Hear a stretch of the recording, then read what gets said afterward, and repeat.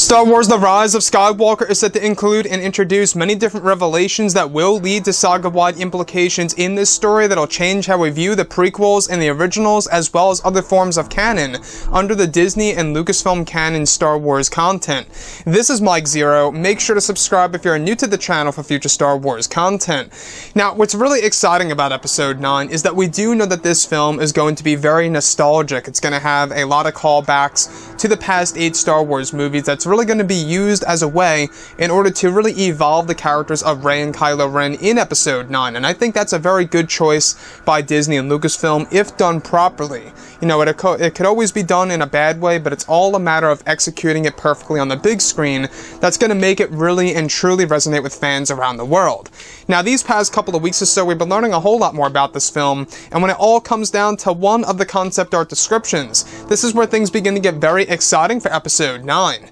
Now, specifically, shot descriptions consisting of a sequence where it's described that both Rey and Kylo Ren are holding hands while they are shrouded in darkness, while using the flow walking technique and walking on a metallic bridge. It's explained that they begin to see and hear visions of the past, ranging from the prequels to the originals, where they are said to witness the many iconic saber battles between Darth Maul, Kenobi, and Qui-Gon, ranging all the way up to the very moment between both Luke and Vader in Empire Strikes Back. It's explained that eventually Rey and Kylo Ren begin to see the very vision of Darth Vader being put back together on Coruscant from Episode 3, where the suit and mask are applied to Vader that eventually vanishes to another distorted vision of Luke burning the Vader suit on Endor. This is all set to eventually progress to a moment in which they see new visions of Palpatine from Revenge of the Sith telling Anakin to rise and calling him Darth Vader. The sequence is said to contain many of the iconic tracks of music from the Skywalker saga overall. So what's really exciting about all of this is that this is basically J.J. Abrams going back to the Skywalker saga and compiling all of our favorite moments while both Rey and Kylo Ren use the flow walking technique. A lot of you guys may be stopping yourselves right now wondering what in the world is flow walking. Well, in the EU, also known as Legends, flow walking was essentially time travel. Not essentially like how it's used in Back to the Future or other popular franchises out there, but it allows one to actually witness events that happened in the past. You can't really change the events of history or even change the future at that in any way, shape, or form. You can only learn from the past, and the past only. So flow walking is going to be a very big and essential tool for Kylo Ren and Rey's development in this story, and most likely contributes to the flash fights in The Rise of Skywalker and as to why the environments around them begin to shapeshift. Now, this is said to be a sequence in which they do realize many elements of the past, ranging from, of course, The Phantom Menace, all the way up until The Empire Strikes Back, even, of course, Revenge of the Sith. And what I like about this is that, of course, this is giving them visions of Darth Vader being put back together, getting the suit and the mask on, as well as Palpatine calling Anakin Skywalker, telling him to rise, and calling him Darth Vader inside of his office in Episode 3.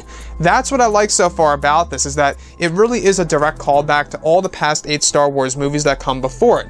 Now, this entire sequence is said to include many of the iconic tracks of music by John Williams. Of course, that would definitely explain as to why John Williams' brother, I believe he's called Don Williams, what he had to say was that this movie is going to contain every single song, every single tune from the Skywalker saga in some way, shape, or form. That, to me, guys, is massive. That is a big deal for The Rise of Skywalker and what's really going to be introduced and used in Episode 9 in specific ways. So, the thing that really gets me, though, is how the environment around them is actually described to be total darkness. They are shrouded in darkness, walking on a metallic bridge as they use the flow walking technique. I don't know about you guys, but this really does remind me of the Worlds Between Worlds episode from Star Wars Rebels, and if you guys want to go ahead and check out that episode, I do highly suggest that you go ahead and check that out because, well, that was the very moment in which Dave Filoni technically added in time travel.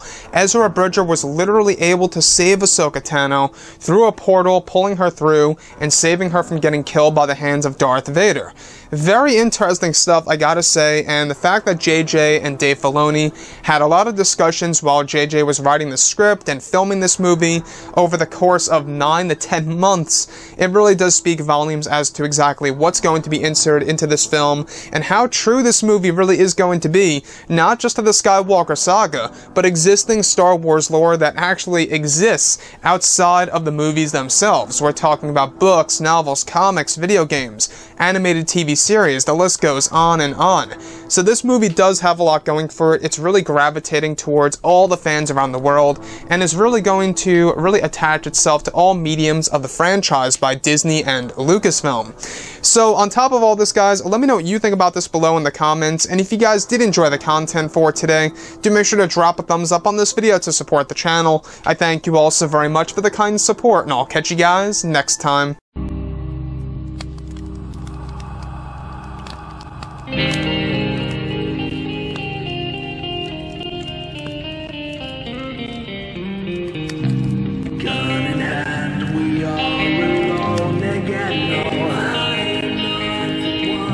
From night to moon.